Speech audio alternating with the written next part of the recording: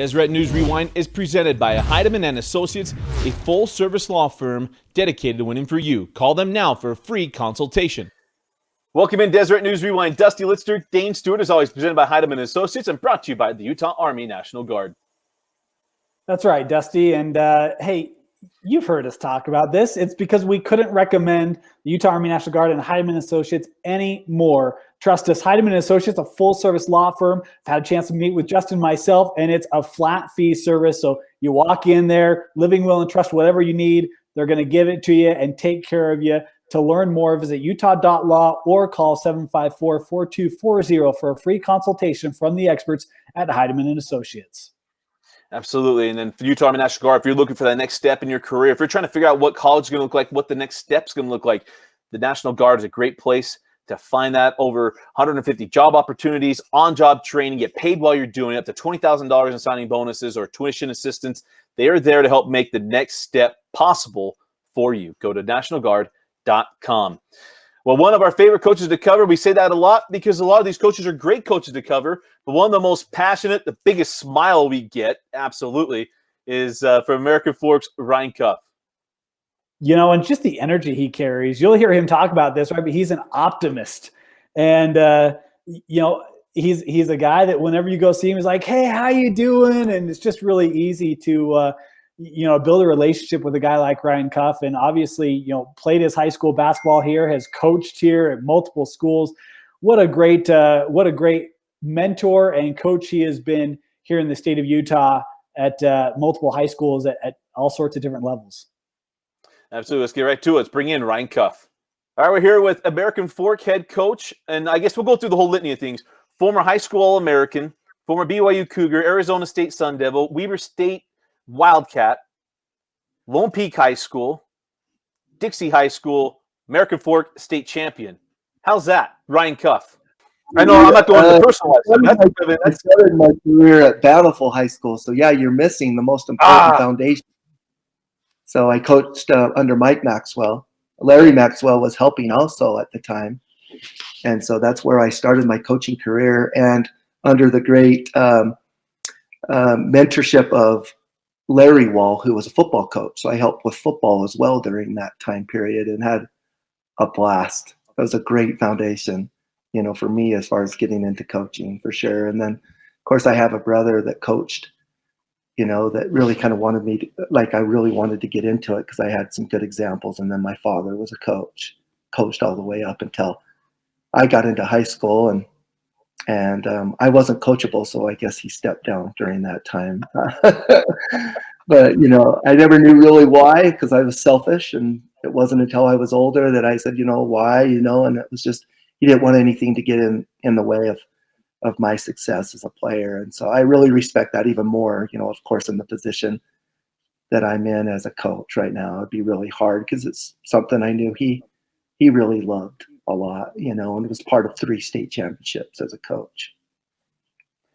You know, there is one credential left off, and Coach, I'm kind of you didn't. Accomplished author Ryan Cuff has a book out there. Coach, I mean, you didn't even talk about it. Basket Blood. Yeah, Dane, you know what's funny is, like, I really didn't write the book to sell it. I really didn't. Not that it would sell anyway, but I really, really wrote the book probably more for therapy than anything else. It helped me through a lot of things, you know, of some experiences that I had, obviously, through basketball and, you know, the game of life. And there's a lot of short stories in there, real true stories of things that happened to me, you know, through life, and kind of in sequence of what I went through all the way back growing up in Richfield, Utah, and experiencing some of the things I did as a player, you know, and playing for a coach. You know, my dad, who, you know, my brother played for him, but just being around in his shadow, you know, really kind of gave me that foundation of what I wanted to be. You know, I'm so glad that on the back flap. How old were you when you wrote it?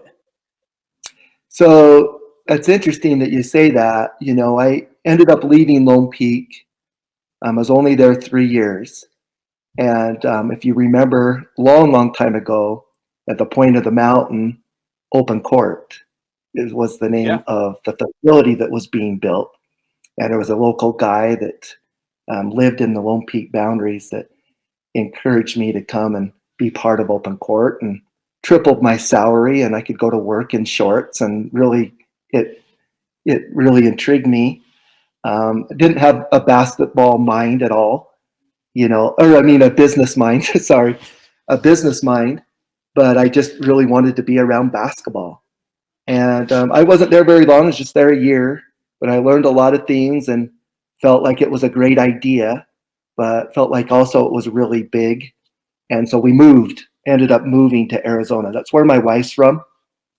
But I felt like I could do some of the same things just by myself. And I just thought, I would do that, and ended up doing only one full-size court, and did club basketball, did lessons, did that for 5 years in Arizona. I promise you I'm getting to where I am as far as writing the book. Sorry for that long answer, Dustin. But just giving you the background on what took place. And so one day, after 5 years of running this business, a customer approached me and asked if we would ever sell the business. And the time was right. My kids were getting a little bit older, and we ended up selling it. And so at that point, I'm like, what am I going to do? What's my next thing? And I really missed coaching high school basketball. I really did. But then I had an opportunity to go and volunteer at Mesa Community College to see kind of if I wanted to go the college route. And during that time, it was about a year, that's when I wrote the book. So I had a little bit of time after selling the business, went and volunteered, seeing if that's where I wanted to go. And then within about 8 months, I was able to write the book within about 8 months. And then that's when the Dixie high school job opened up. And it wasn't that I didn't love coaching at Mesa Community College. I wish I had a little bit more control. And I think when you have more control, you can dictate on how things will go. And I didn't have a lot of control in that. And I think that would be a fun route. But I just really knew that if I was a high school basketball coach and I was a head coach, I could control the things that, and I would want to do the things that, I wanted to do. And so there's the story. Well, that's great. I mean, because that's why that's why we're doing this, right? Because it's to help people understand and know the guys that we get to cover. And there's great stories behind it. Because your story is, I think I've told you this before, but I was 9 years old at a baseball tournament at BYU, Spanish Fork versus Carbon. Robbie Reed lighting up my Carbon Dinos, my brother Deke, who is a senior on that team. And all of a sudden, I look to my left because I'm just I'm a big BYU fan. I look to my left and I see Randy Reed, and I knew Ryan Cuff, believe that or not. But I got your autograph that day. So I know the story of Ryan Cuff because I might live in Carbon. I hated Emery, but I hated the fact that you lost to Emery. And we can get to that maybe a little bit later too. But we wanted to tell your story because what is it like being in Richfield and being an All-American? Because no one really, being a small town, you're Jimmy Chitwood, but you actually get the accolades to go along with it, and no one had to drag you onto the basketball floor. So what was that like? Ryan Cuff, senior year, what was that like being the big man in Central Utah? Well, I made a decision my junior year that I was going to play college basketball. I played 4 sports. I ran track. I played baseball, and I had a chance to get recruited in playing baseball also. And then I played football. I was a quarterback playing football, and I was getting recruited to play football, actually by some pretty big schools. And so I wasn't very popular when I made a decision my senior year not to play football because I'd made the decision to play college basketball. And so what's interesting about all of that is the day before school started, I was playing a pickup game, and I went up to stuff it and actually hung on the rim a little bit and slipped off the rim and came down and landed between the floor and both my wrists and shattered my right wrist. And so I showed up to school the first day with a cast on, and all my buddies just said, "See, you should have played football. What are you doing out playing basketball? This would have never happened, right?" And so all during football season, watching my teammates, who I played with, we lost in the state championship game my junior year in football against Millard High School. I don't know if you know Rick Robbins. He was a quarterback, great quarterback. And they beat us. But we were all juniors, and so we were all coming back. And so this was kind of our year that we were going to go do it. And so having a broken arm, sitting back watching my guys play football and trying to play basketball with my left hand and trying to build my strength with my left hand. I wasn't too popular. So you say all American, there was nothing, like nobody around town was thinking of me being an All-American because I let down my teammates. If I'd have known that backstory, Coach, I wouldn't ask the question, Coach.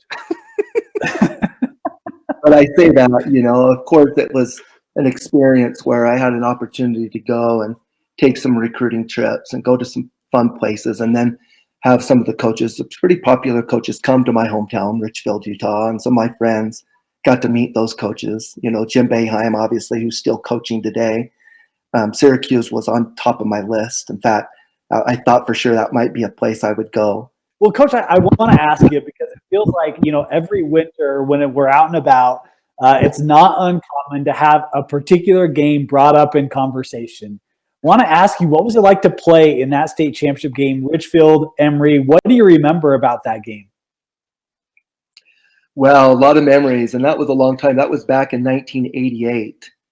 So, I mean, we're coming up with that over 30 years ago, right? And that was actually, that particular game was my junior year. Actually, 89. It was 1989. So it was my junior year. And a lot of memories. It's a game that's brought up so often. When I was living in St. George, of course, being in southern Utah, there wasn't a week that didn't go by that I was asked about that game, because somebody who would approach me said that they were at that game. And the game was played at Southern Utah, SUU, Southern Utah University. And it was just packed. You couldn't fit anybody else, standing room only. And the game went back and forth, and the game actually went into overtime. And one of my really good teammates, really good friends, got fouled. Sean Bradley actually fouled him. Emery had the ball, and they called an offensive foul on Sean Bradley, which probably wasn't a great call. I mean, you just don't call those, right? At the last, and there was 6 seconds to go. And it ended up being a shooting foul. And so my teammate went down, and we had 2 shots. And he made the first shot, and we ended up calling a timeout. So we were up by 1. And my coach, I'll never forget, in the timeout, my coach just said, as soon as we make the next one, which would put us up by 2, we're going to pick them up full court. We're not even going to let them bring it across half court, and we're going to win the state championship. And we had won the previous 2 years state championships. My freshman year and sophomore year, we won the state championship. And so this is a chance to be a three-peat, you know, for Richfield High School history making. And so Troy Brown, who's my buddy, steps up to the foul line. He makes the next one. So we go up 2. Sure enough, we pick him up full court, and we barely let him get across half court. And Steve Gordon launched it and hit a half court shot, basically just inside. It was probably a foot inside the half court line. And all I could do, I turned and watched. I wasn't guarding him, so it wasn't my fault. Just kidding. It was 2 cheats, right? My teammate did a great job guarding him. And anyway, that's the only shot he could get off. It's a shot you would want, right? It's the shot you would want anybody to take, because we were worried, hey, they'd come down and lob it up to Bradley, and you know, so we were more concerned maybe about the 2 than we were the 3-point shot. But Steve Gordon launched it, and all you could do is just watch. And I'll never forget, in my position, I was just off to the side and turned, and I saw the red light behind the basket go off as the ball just kind of hit that red light and banked in. And they beat us by 1 point on that launch. And that was hard to take. I mean, to lose a state championship that way, you know, where at one moment our fans and even us, we were very confident that we were going to win that game. And then just pandemonium, just within seconds, our fans slowly sit down, and Emery's fans rise, and they tackle Bradley. And I mean, we're got tears in our eyes, and it was a hard one to lose. But, you know, afterwards, you kind of realize things happen for a reason. And, you know, we'd won 2 state championships, and I really respected my teammates a lot, even the seniors that year. And we'd already had experienced state championships And we just felt at that time, we didn't feel like we lost the state championship, even though we did. We could have easily have won, because of the way that went down. And it maybe at that point, Emery County and their school and their history maybe needed that a little bit more than we did. And we were really mature enough to recognize that, even though it hurt really bad, to lose that game. But we were really like, what a cool game. And especially today, that game is still talked about. And so to be part of that, it's awesome. And not only that, you and Sean never really crossed paths, because I remember going through that. You both go to BYU, but you were never there at the same time, right? No, Sean ended up playing his first year, and I went on my mission right out of high school. And so then he was on his mission, and then when he came home, obviously he went right into the NBA, right? He didn't come back to BYU. And then I was only at BYU the 1 year, and then I decided to transfer. Well, I mean, okay, a couple of things to unpack from that, because there's a lot to go on from it. Because it's kind of crazy to see it. Todd Jeffs barely retired, because I went to his basketball camps and he played that shot at the beginning of every camp. But now Steve Gordon is the principal of Emery High School, and so just see where everyone's gone, and it's just kind of been crazy. Because, like I said, I'm from that area. From Carbon. Grandma lived in Castledale, so I knew all her. She has a brick at the stinking high school, for heaven's sakes, at the new gym, and it drives me absolutely insane. But yeah, it's just kind of one of those crazy things. So when you go to BYU, you go on your mission, you come back. What was that like? Because you have to make this decision. You talk about you want to be close to home, and what's it like? Because you have all the opportunity you want is still in front of you. But how do you go through making those decisions of going to Arizona State and leaving BYU, which was the decision? That's a great question, and I appreciate you bringing that up. It was really easy for me to go on a mission, because I had my mind made up that that's where I was going to go. And to make that sacrifice for 2 years was actually easy for me. But the hardest thing in my life that I ever experienced up to that point was leaving BYU. Because growing up, I grew up watching Danny Ainge. I wanted to be Danny Ainge.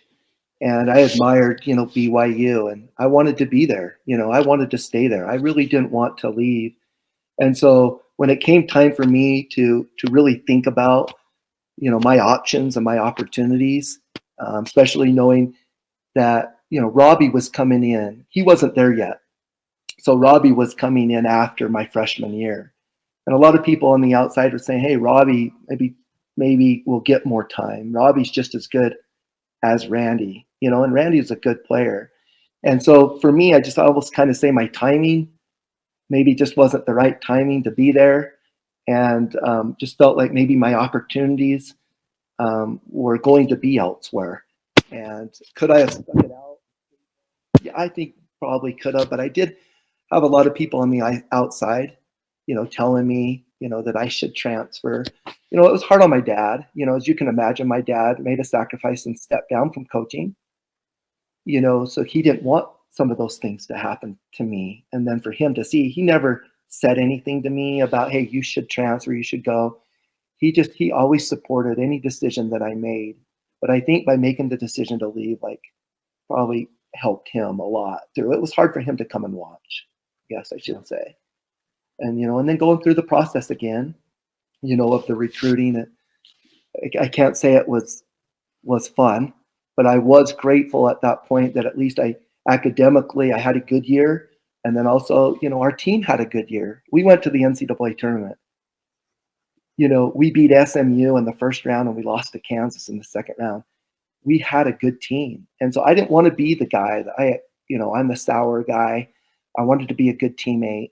But I also remember, we were very confident as a team. We felt like, honestly, we could go even farther in the tournament than we did. And that might have been selfish on some of us that didn't get to play as much.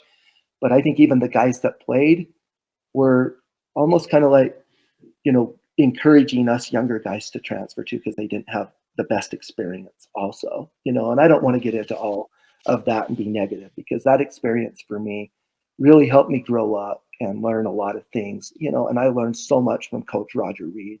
He was an excellent coach, and there's a lot of things that I use today as a coach of what Coach Reed taught me when he was at BYU and we were there together. And you know what, we talk. You know, we play Sky Ridge, and obviously he's got a grandson that played there, and we've been able to, you know, talk. And over the years, we've been able to see each other, and so there's no hard feelings, and there's a lot of respect there. You know, knowing that, you know, his sons were there and played, and you know, I just took a different route.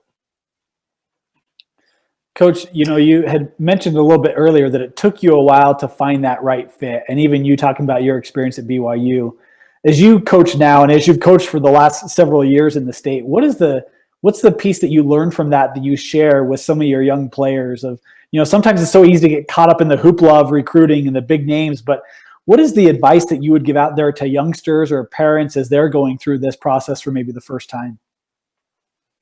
That's a great question. I appreciate that, Dane. I really think that things happen for a reason. When I made that decision to leave BYU, there's a lot of people telling me within the program, obviously, the grass isn't greener on the other side. And I've always been one really optimistic and positive, and I always say the opposite, is I believe the grass is greener on the other side if you choose to make that decision, because you're the one that lives with that decision. I knew that even though there were people telling me to leave, but ultimately I had to live with that decision, right?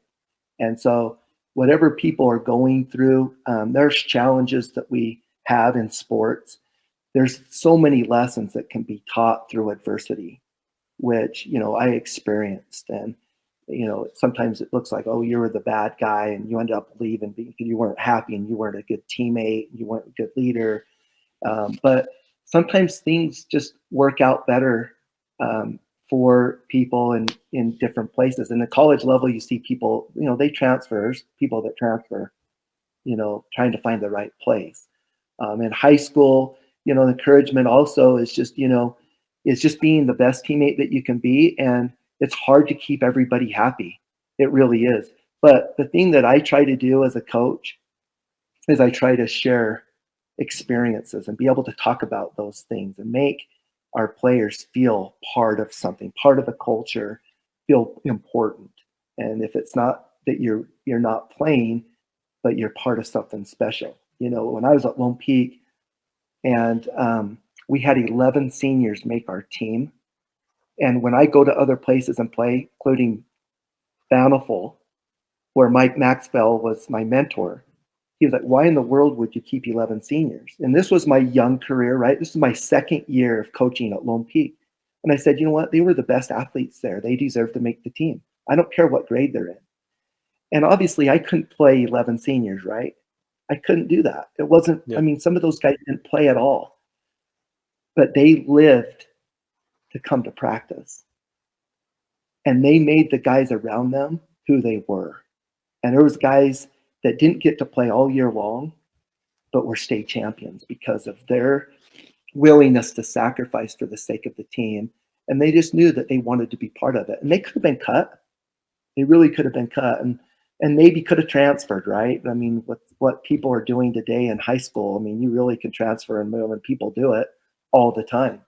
But I believe that, you know, if a coach treats things, and not that I do, you know, because there might be players that don't feel that I do that right. But also, I don't want a kid, if he's not happy in my program, I would do anything I could to get him to go somewhere else and play if that's where he wants to go.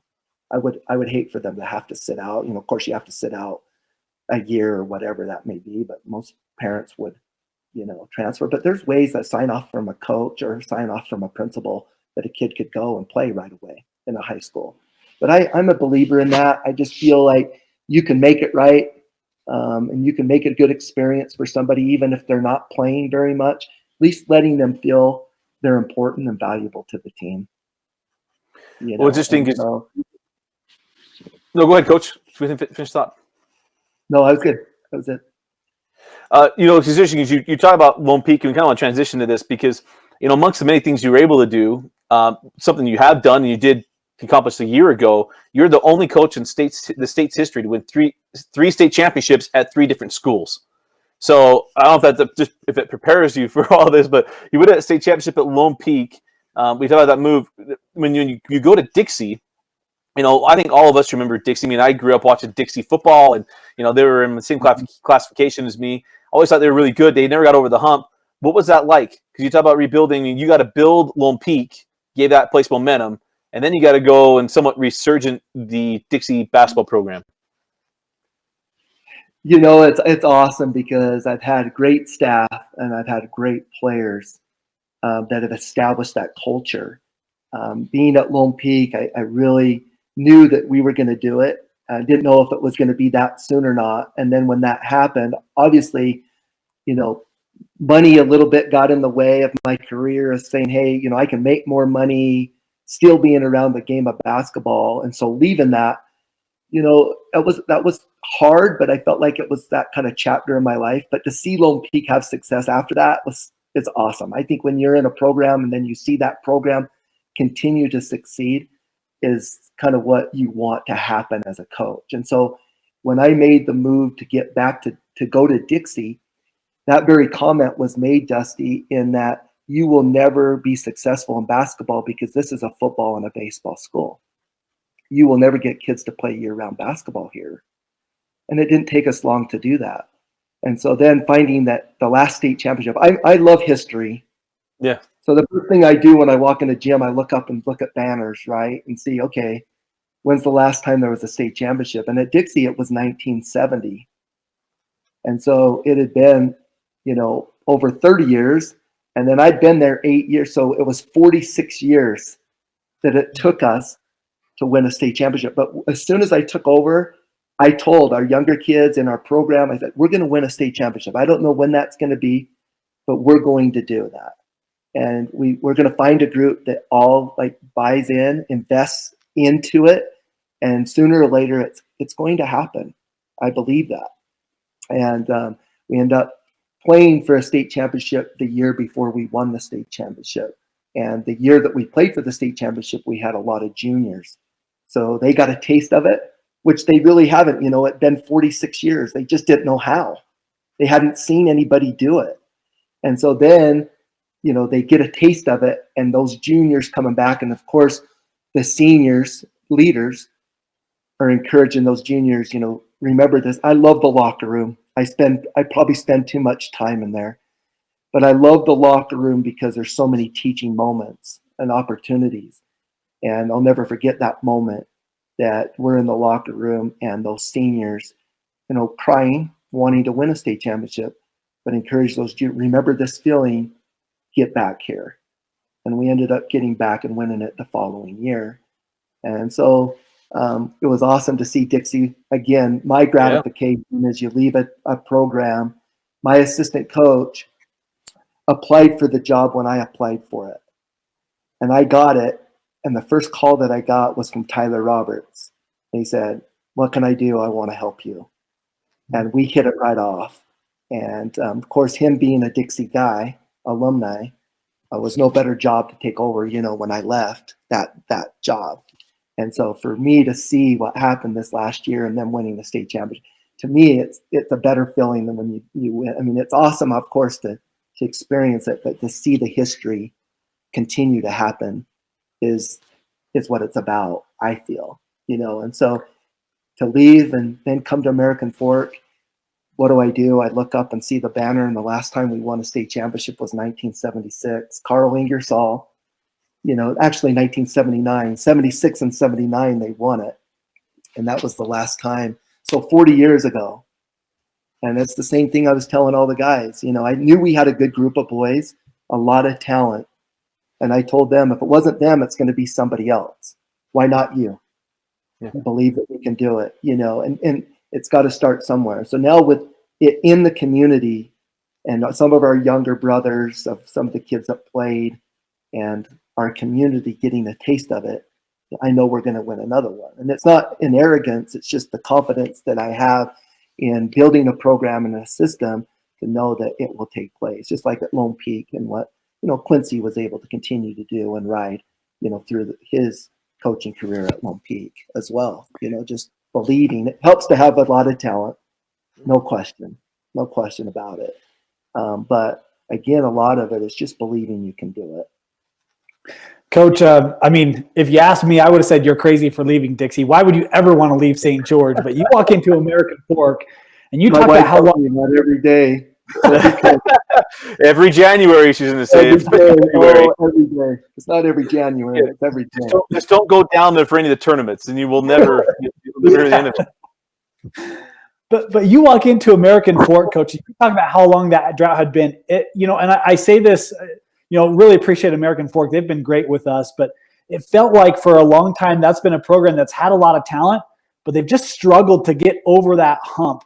When you walk into that locker room and that group of boys, a lot of talent. You have Johnson and a lot of kids on there that can play at a high level. You add Tanner. What was it like building that program so quickly? Because it felt like that program under you, they learned how to play with confidence and how to have expectation and how to play up to those. Yeah, I appreciate you saying that.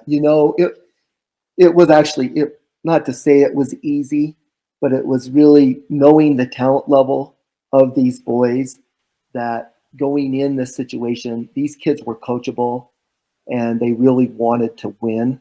The 2 previous years, they hadn't even made the state tournament, when you're talking about some of these kids that had been in the program. And so bringing Tanner with me, it was a great jump for Tanner because I felt Tanner was kind of in a comfort zone a little bit and wasn't getting pushed as much as he needed to be. In fact, I approached him after his junior year. I said, I don't know if I can coach you, after watching some spring basketball and things become really easy for him and he wasn't working hard. And that was driving me crazy. And I said, Tanner, I don't want to be on you all the time. I don't want to have to ride you, but I'm going to have to do that in order to get the best out of you. And so when this job opened up and I shared it with Tanner, moving your kid his senior year, like, we're crazy. What are we doing? But he was so excited and really wanted that opportunity because he knew of the kids that he would have a chance to play with.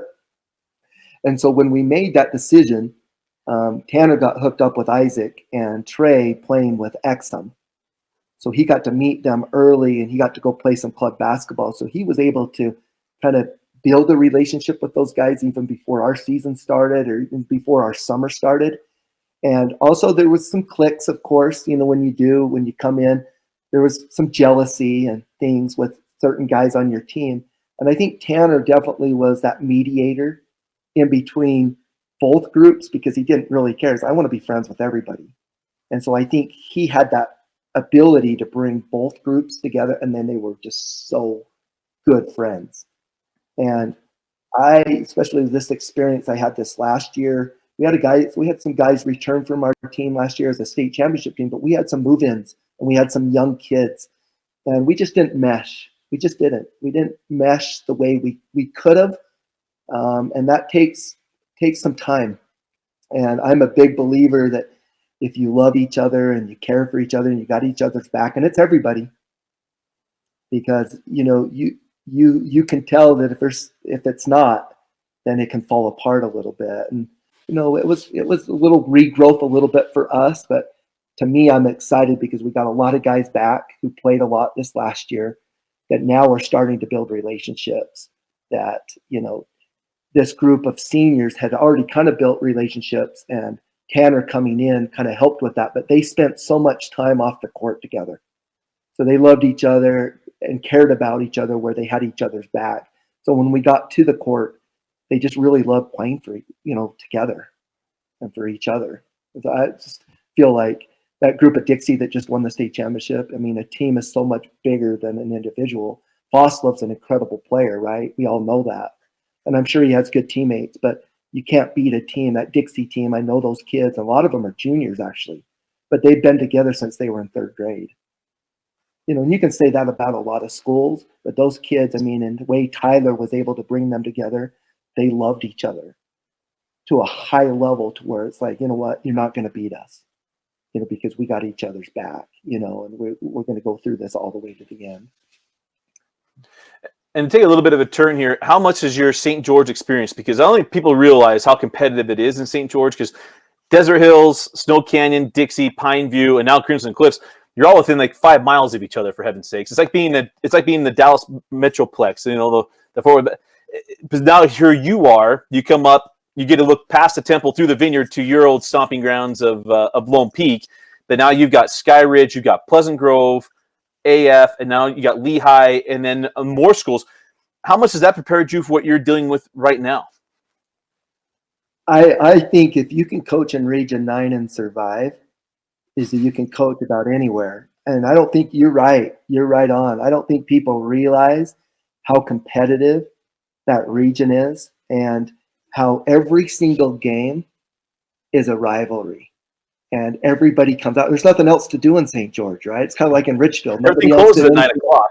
Yeah, the the game. Dutchman Market is closed at 9 o'clock all the time. Right. And so every single game was jam-packed. And, I mean, it was competitive. And we had some really great rivalries. With Pineview, with Desert Hills. Snow Canyon really became a rivalry as well. And so now the new school, Crimson, only opens that door because it's so close now to Desert Hills and Pineview, just creates its own, rivalry. But, especially competing at that level and working with other sports, because it wasn't just that competitive, of course, in the basketball stage. Baseball and football were just as big, right? And so then it would be carry over from those rivalries from sport to sport, that you're just like, wow, this again? Well, we've seen this before type thing. And so jumping into this region and have the competition that we do has been awesome. There's some really good coaches and really good teams in this region. And it really is an honor to be part of it, because I feel, one of being 6A, definitely one of the toughest regions in the state. Coach, obviously you have a very familiar last name. You probably look familiar to a lot of people. What's it like to have your brother serve as the executive director of the UHSAA and to coach in the state? Do you hear a lot? I guess I'm just curious what that dichotomy is like and how you manage that both in the public persona, but your relationship with Rob as well. Yeah, that's a great question. I appreciate you bringing that up. A lot of people think that maybe we talk every day about what's going on and about what he's doing and then what I'm doing as far as coaching. And, we're kind of waiting on hearing what's going on with the high school association to dictate if we can keep coaching, because we've got a moratorium on us. And so, of course, my first reaction is I want to call Rob, say, hey, lift this moratorium, let us get back to coaching. But it's never been like that with me and Rob. We definitely have mutual respect, and in what he does, I know he has a lot of pressure on him, and know that he makes a lot of decisions with the board. So a lot of it is, though, pointed towards him. But I've never, ever in all of my coaching, since I've started coaching at Lone Peak, have talked to Rob about anything as far as rules, or I find it out from my athletic director. That's who I go through. I never have to call Rob. I never call Rob or, them in the state about what's going on. I always make that kind of, I know there's steps, and I go through my athletic director for him or her to tell me when I can start and when I can do and what I can do and what I can't do. And so I don't need that added pressure. And knowing our competitiveness, Rob had put more of an example on me of not doing something versus doing something. So I always why would I call him? Because I know the answer already. Right? If it's something that it's on the edge or something, we're questioning, it would always be we got to make an example out of him, is how I would feel. And so I just respect that. And we taught basketball for sure. He was an incredible coach. I admire him. He was at Mountain View High School when I was at Lone Peak, and he still has he still brags, today that we played twice and Mountain View beat us at Lone Peak. And just like he has that when we played one-on-one, I never beat him in one-on-one. He's 4 years older than me, but I never beat him in one-on-one. And then he went on a mission and came back, and I was ready to play him. And he's like, that was his time for, to put the shoes away. So he has that over me, that he's beat me in everything. And so I've kept me very humble, and ended up winning 2 state championships at Mountain View in a short period of time. What's really ironic is he followed the great Carl Ingersoll.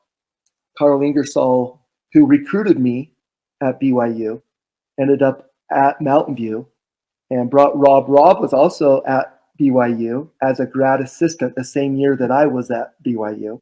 So the year that I ended up transferring, Rob ended up going to Mountain View and coached with Carl Ingersoll, and then followed Carl Ingersoll at Mountain View. And what's ironic, of course, is Carl Ingersoll started Lone Peak.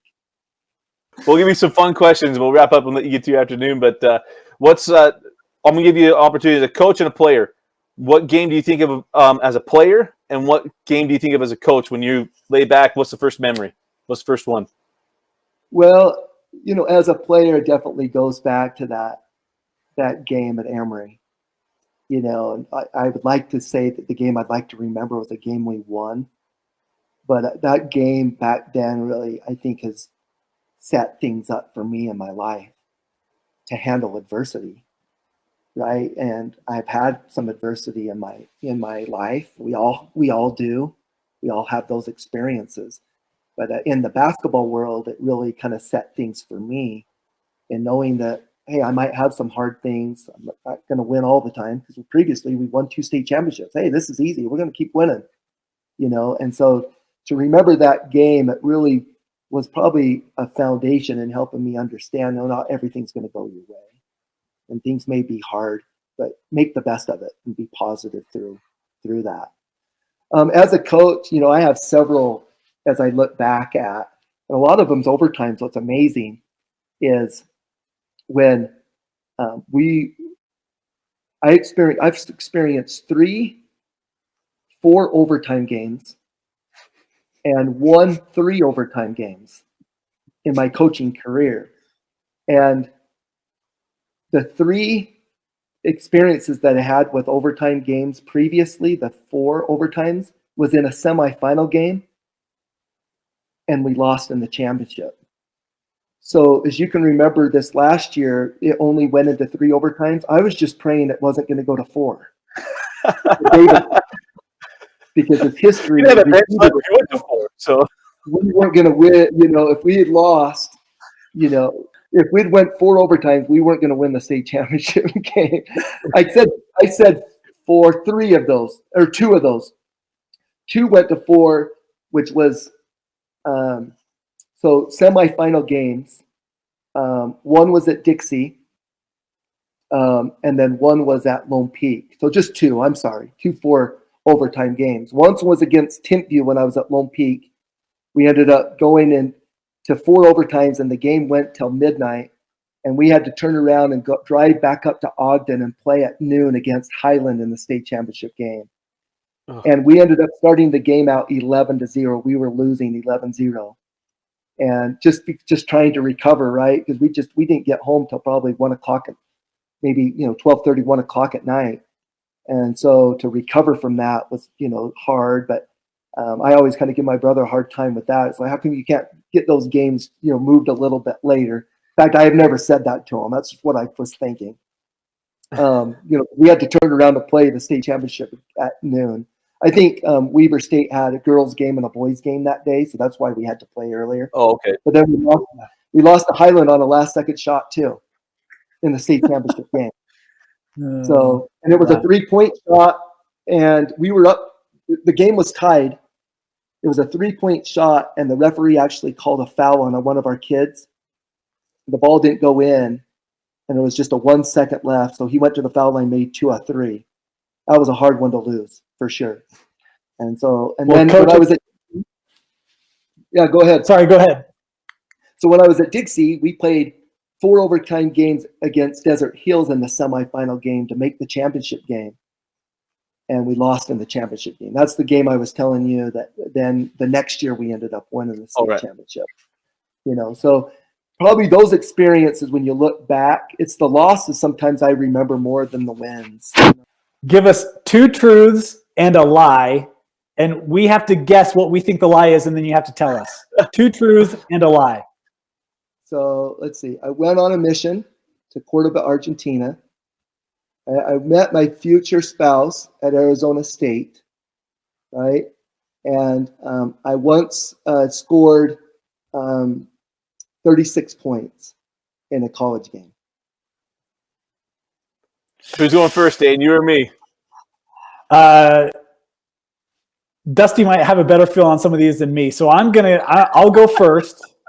I'm going to say you met your wife at Arizona State. That's the lie or the truth? That's the lie. That's what I'm going with. Oh, I'm going okay. with that's the lie. All right. I'll go with everyone. So you did not score. I mean, I don't mean to do this to you. Did not score 36 points in a college game. Okay, so now I got to tell you the truth. Now you got to tell us which one was the lie. Which one was the lie? Yep. The lie was that I didn't score 36 points. I actually scored 38 points. I listened to the interview. I knew you met your wife in Arizona. I listened to the interview. You told us that. I caught that nugget. See, comprehension, accelerated reader. That's what it does when you're older. It works. Yes, and then I did go to Cordoba, Argentina, and I did actually against Idaho State. I scored 38 points in a game. So anyway, not that I'm bragging in any way. It's just that I was trying to think of something that I could say, but you weren't too far off right there. That was close, right? Yeah. Well, Coach, we appreciate your time and love the stories. It was great. And if there's everything we could do, please let us know. Dane and Dusty, I appreciate it. You guys are awesome, and it's always good to see you. I just wish we were playing this last year and you got to cover our games, in the state tournament. But the way that you guys cover sports, all sports, in high school is so awesome, so rewarding for these kids because that's what it's all about.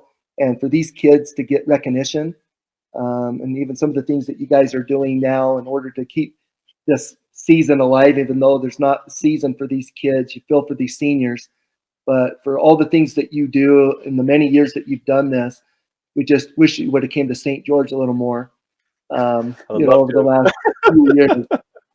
But it's been fun to follow you and for what you do for high school sports. It means a lot for us as coaches, and I know it does, especially for the kids. So just want to say thank you so much for all that you guys do for high school sports and for all of us.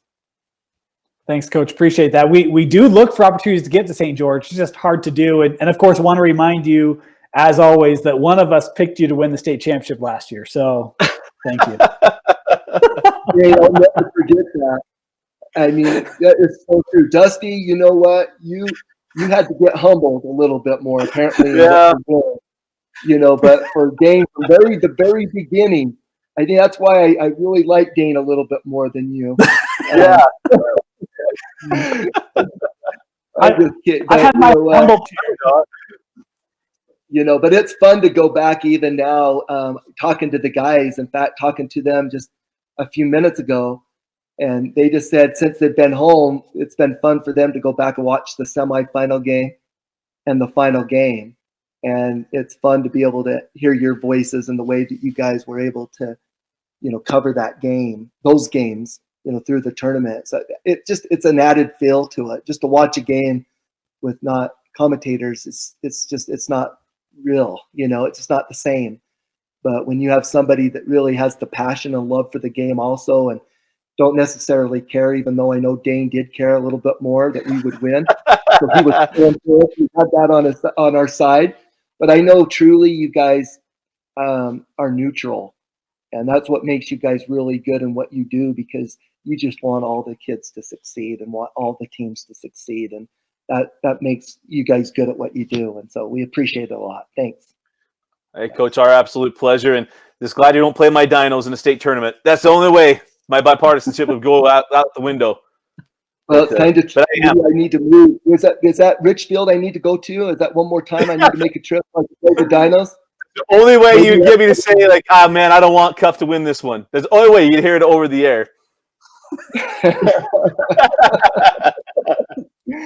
No, it's good. I appreciate you guys and all your support. Thank you very much. And look forward to see you down the road on the court. Absolutely. Thanks, Coach. Thanks, Coach. Or maybe on the soccer field, somewhere else. Yeah, right? I mean, that's so much there with Coach Cuff. And Dane, you said at the beginning, an optimist, you see it in his smile, but you see it the way that he, you leave somewhere, you leave an imprint on that place. But on that, it leaves an imprint on you. And you see with Ryan Cuff, it's not the straightest road to get where you want to go, and that road isn't complete, but it's a road that he's, that you have to learn to accept, and he's absolutely made the most of every swap he's made. It is. And, one of the things that I love is when he talked a little bit about how the grass is greener if you choose to make it greener. And that sounds like an optimist, doesn't it? Hey, I believe in myself. I trust myself. I'm going to go and I'm going to make this work. And then I'm going to live with consequences, and I'm going to make sure that it works out well. And, you think about a guy who has ventured all sorts of different ventures, multiple states. But for me, whenever I think of Ryan Cuff, Dusty, I think of the job he did at American Fork. We talked about it, that program and what it had been. It's had a lot of great players come through, but his leadership of coming in there, bringing the troops together. And I think, the role that he talks about his son Tanner having was pivotal, but to be able to finally help that program get over that summit that they just had not been able to scale in 40 years, I think just speaks to the kind of leader and coach that he is. And it's why, if I was in Utah County, I'd be looking at American Fork because they've got themselves a heck of a coach in Ryan Cuff. Absolutely. Well, if there's other coaches, we're going to be bringing them on too. Let us know someone else you want to have. Actually, I had a couple of people tweet at me and say, hey, here's a couple. We're working on them, and we'll get them as well. But go check out the Deseret News Rewind Classics. We're going to bring those out, not just football. We're going through other sports as well. But I want to thank Coach Ryan Cuff for his time, for what he gave us today, and did a terrific job. Hope you enjoyed this interview. For Dane, Stewart, Vince Francis, I'm Dusty Litster. Thanks for joining us watching Deseret News Rewind on Deseret.com.